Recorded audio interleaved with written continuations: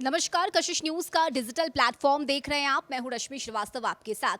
झारखंड की राजनीति में एक नए चेहरे ने अपनी दमदार उपस्थिति दर्ज कराई और उस चेहरे का नाम है जयराम महतो। आपको याद होगा कि जयराम महतो ने लोकसभा चुनाव में गिरिडीह से उन्होंने चुनावी मैदान में उतरकर अपनी उपस्थिति दर्ज कराई। भले ही उन्हें हार मिली हो, लेकिन एक नया चेहरा, एक दमदार चेहरा अब सबके लिए मुसीबत साबित हो रहा है। इस चेहरे की क्या खासियत है, ये हम आपको बताएंगे। और चूंकि झारखंड में कुछ ही दिनों में विधानसभा का चुनाव होना है और इस बार के विधानसभा चुनाव में जयराम महतो डुमरी विधानसभा से चुनावी मैदान में उतर रहे हैं। ऐसे में सवाल ये है कि आखिर डुमरी विधानसभा चुनाव सीट को ही उन्होंने क्यों चुना और आखिर क्यों यहां से वे चुनाव लड़ रहे हैं। हमारे साथ वरिष्ठ सहयोगी आशुतोष हैं, उनसे बातचीत करेंगे और ये समझेंगे कि आखिर जयराम महतो ने इसी सीट को क्यों चुना है।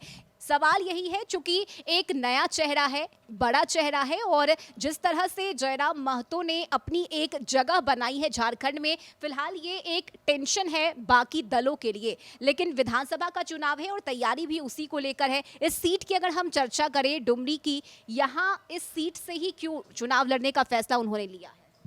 देखिए, कोई भी अपने लिए सेफ सीट चुनता है और वो सीट का चुनाव करता है जहाँ पे वो मजबूत होता है और उसे लगता है कि यहाँ पे हम जीत सकते हैं।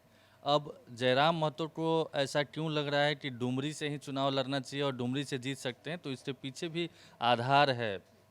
आधार क्या है? तो लोकसभा चुनाव 2024 के में जो लोकसभा चुनाव हुआ है, तो उन्होंने गिरिडीह लोकसभा सीट से ताल ठोकी थी और निर्दलीय उम्मीदवार वो मैदान में उतरे थे। तो 3,47,000 वोट उन्होंने लाया था। तीसरे नंबर पर जरूर रहे थे, लेकिन 3,47,000 पहली बार चुनाव लड़ना, एक नया फ्रेश चेहरा, निर्दलीय, अपने आप में बताता है कि कितने जनाधार वाले नेता बन चुके हैं आज की तारीख में। अब तो उन्होंने पार्टी का गठन भी कर लिया है, झारखंड लोकतांत्रिक मोर्चा JKLM, झारखंड क्रांतिकारी JLKM, झारखंड लोकतांत्रिक क्रांतिकारी मोर्चा।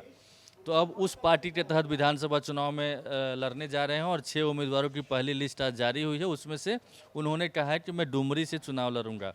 हालांकि खबर ये भी आ रही है कि एक सीट से और वो चुनाव लड़ सकते हैं। जिस तरीके से दुमका और बरहेट से हेमंत सोरेन चुनाव लड़े थे, उसी तरीके से जयराम महतो भी 2 सीट से चुनाव लड़ सकते हैं। फिलहाल डुमरी से उन्होंने अनाउंसमेंट कर दिया है।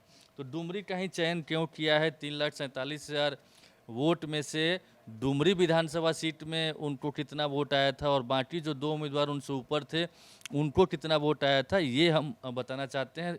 और ये जान लेने के बाद समझ जाइएगा कि डुमरी से क्यों जयराम महतो चुनाव लड़ना चाहते हैं। तो देखिए, जो विधानसभावार सीट मतलब कितने वोट किसको आए थे वो हम बताना चाहते हैं। डुमरी विधानसभा सीट पर जो गिरिडीह लोकसभा के जो प्रत्याशी थे, NDA के प्रत्याशी थे, आजसू के उम्मीदवार थे चंद्र प्रकाश चौधरी, उनको वोट आता है 55,421 डुमरी विधानसभा सीट पर। और JMM के जो कद्दावर नेता हैं मथुरा प्रसाद महतो, वो JMD कैंडिडेट थे लोकसभा में गिरिडीह से, उनको वोट आता है 52,193। लेकिन जो निर्दलीय उम्मीदवार के तौर पर चुनाव लड़ रहे होते हैं जयराम महतो, उनको वोट आता है 90,541। यानी कि इन लोगों से कहीं ज़्यादा 35,000 36,000 ज़्यादा वोट ये लाते हैं। एक ये आधार रहता है। उसके अलावा गिरिडीह की तमाम लोकसभा सीट की बात करें, किस विधानसभा सीट पर कितने वोट आए थे वो हम बताना चाहेंगे। तो गोमिया सीट, ये सब मतलब NDA का आधार क्षेत्र है या JMM का रहा है, आजसू का जनाधार वाला रहा है। यानी आजसू यानी सुदेश महतो और महतो वोट बैंक पर उनकी पकड़ मानी जाती है। तो गोमिया सीट है, यहाँ पर चंद्र प्रकाश चौधरी को 66,488 वोट मिले थे, मथुरा प्रसाद महतो को 58,828 और जयराम महतो को 70,828 वोट मिले थे। यानी गोमिया में भी इन्होंने लीड की थी, जबकि गोमिया सीट आजसू का प्रभाव क्षेत्र वाला रहा है। टुंडी विधानसभा सीट पर चंद्र प्रकाश चौधरी को मिला था 72,883 वोट, मथुरा महतो को 73,778 वोट और जयराम महतो को 59,421 वोट। यानी यहाँ पर कम वोट मिले थे। बाघमारा सीट जो ढुल्लू महतो की सीट हुआ करती थी, अब तो वो सांसद चुन लिए गए हैं धनबाद से। उस सीट पर चंद्र प्रकाश चौधरी को 81,597 वोट मिलता है, मथुरा महतो को 51,140 और जयराम महतो को 46,272। गिरिडीह जो सदर सीट है उस पर चंद्र प्रकाश चौधरी को 86,901 वोट, मथुरा प्रसाद महतो को 72,082 वोट और जयराम महतो को 21,786 वोट मिलता है। बेरमो सीट है गिरिडीह लोकसभा सीट में, यहाँ पर चंद्र प्रकाश चौधरी को 84,651, मथुरा महतो को 59,183 और जयराम महतो को 53,393 वोट मिलते हैं। यानी कि गोमिया और डुमरी दो ऐसी विधानसभा सीट है गिरिडीह लोकसभा क्षेत्र में पड़ने वाली, जहां से जयराम महतो ने इन दोनों उम्मीदवारों को पछाड़ा था, इनसे ज़्यादा वोट लाया था। लेकिन चूँकि जो डुमरी सीट है वहाँ पर 90,000 से ज़्यादा वोट लाए थे, इसीलिए उन्होंने वहाँ पर मतलब वो उस सीट का चयन किया और वहाँ पर जिस बिरादरी से वो आते हैं उसका भी जनाधार है। और इस जो जगन्नाथ महतो की सीट रही है, जगन्नाथ महतो अब इस दुनिया में नहीं रहे हैं, बेबी देवी उनकी जगह पर उनकी पत्नी ने चुनाव लड़ा था 2023 में जो उपचुनाव हुआ था, तो उन्होंने जीत दर्ज की थी। उस समय 1,01,000 से ज़्यादा वोट लाकर उन्होंने चुनाव जीता था और आजसू के जो कैंडिडेट हैं उनको 83,000 के आसपास वोट आया था 2023 में। लेकिन 83,000 2023 के उपचुनाव में आता है आजसू कैंडिडेट को, और जब वही 24 में लोकसभा चुनाव होता है तो वोट घट करके चंद्र प्रकाश चौधरी को मिलता है 55,421। इतना अंतर जयराम महतो के आने से हो जाता है। हालांकि लोकसभा चुनाव और विधानसभा चुनाव में अंतर होता है। कई बार लोग लोकसभा चुनाव में किसी और पार्टी को वोट करते हैं और विधानसभा चुनाव में परिस्थिति देखकर किसी और को ये करते हैं। धनबाद के रहने वाले हैं तोप चाची के, सब आसपास का मतलब वो प्रभाव क्षेत्र रहा है, वहाँ से उन्होंने राजनीति की शुरुआत की है। पीएचडी हैं, पढ़े लिखे, कहते हैं कि उस इलाके में उतना पढ़ा लिखा शायद कोई नहीं है जितना ये पढ़े लिखे हैं। आक्रामक अंदाज में बोलते हैं। ये सारी खूबियां हैं जो कि पिछले 2-3 सालों में जयराम महतो को एक तरीके से झारखंड के जो लोग हैं या यूथ हैं उनमें लोकप्रिय बना चुका है और उसी आधार पर वो आगे के चुनाव में अपनी नैया पार कराने में लगे हुए हैं।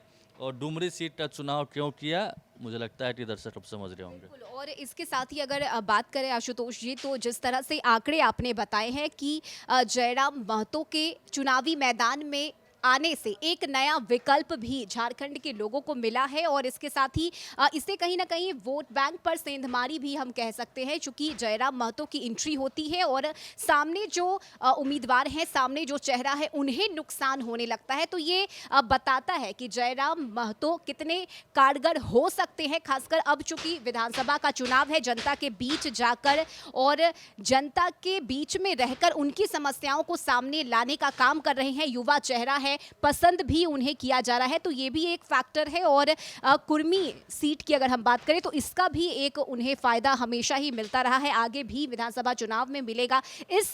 इन तमाम चीज़ों को अगर ध्यान में रखें तो कितना कारगर साबित होंगे जयराम महतो, और जो सीट उन्होंने चुना है डुमरी का, वहाँ कितना फायदा और उन्हें मिल सकता है। देखिए, वो तो परिणाम बताएगा कि कितनी सीट वो ला पाते हैं, तब जाके परफॉर्मेंस देखा जाएगा, वो भी 5 साल बाद। अभी तो वो वादे कर रहे हैं, बता रहे हैं कि ये मुद्दा है जिसको हम सॉर्ट आउट करेंगे, जो आज तक झारखंड में नहीं हुआ है। रही बात डुमरी सीट की, तो डुमरी परंपरागत सीट रही है। जगन्नाथ महतो लगातार वहाँ से जीतते आ रहे हैं और जेएमएम का गढ़ रहा है, खासतौर पर जगन्नाथ महतो का परिवार का गढ़ रहा है। यही वजह है कि उनके निधन के बाद उनकी पत्नी चुनाव लड़ी। हालांकि उनके पुत्र के लड़ने की बात थी, लेकिन चूँकि उम्र उतनी नहीं थी, 25 वर्ष नहीं थी, इसलिए वो नहीं लड़ पाए और उनकी माँ बेबी देवी चुनाव लड़ी हैं और वो मंत्री भी हैं। हो सकता है कि जब अगली बार चुनाव हो जो ये, तो जेएमएम उनके पुत्र को टिकट दे, अगर वो उम्र का पैमाना पे खड़े उतरेंगे तो वैसे में आजसू किसको टिकट देता है, ये सारी चीज़ें भी देखी जाएगी कि वहाँ पर कौन, मतलब उम्मीदवार कौन होते हैं, किस तरह से कैंपेनिंग होती है। लेकिन हाँ, ये न सिर्फ बाकी दलों के लिए टेंशन है कि जयराम महतो वहाँ से आ गए हैं, बल्कि जयराम महतो के लिए भी एक बड़ा चैलेंज है कि झामुमो के गढ़ में, आजसू के गढ़ में जाकर के वो ताल ठोक रहे हैं।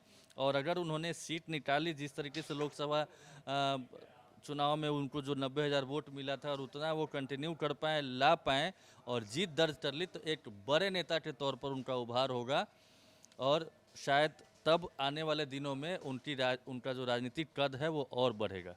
बहुत शुक्रिया इस बातचीत के लिए। तो जयराम महतो डुमरी विधानसभा सीट से इस बार चुनाव लड़ रहे हैं। इसका कितना फायदा उन्हें मिलेगा, इसके लिए इंतजार करना होगा, लेकिन ये भी देखना होगा कि जिस तरह से लोकसभा चुनाव में जयराम महतो का परफॉर्मेंस रहा, अगर वो एक बार फिर से रिपीट होता है तो इस बात से कोई इनकार नहीं कर सकता कि जयराम महतो एक बड़े नेता के तौर पर झारखंड में उभर कर सामने आएंगे। फिलहाल झारखंड की राजनीति में बहुत कुछ होता हुआ नजर आ रहा है और पल पल की अपडेट कशिश न्यूज के डिजिटल प्लेटफॉर्म के माध्यम से हम आप दर्शकों तक पहुंचा रहे हैं। फिलहाल जयराम महतो इस नाम को लेकर और उनके चुनाव लड़ने को लेकर आपके मन में क्या है, आप क्या कहना चाहते हैं, कमेंट में हमें जरूर बताइएगा। अभी के लिए बस इतना ही। आप देखते रहिए कशिश न्यूज। नमस्कार।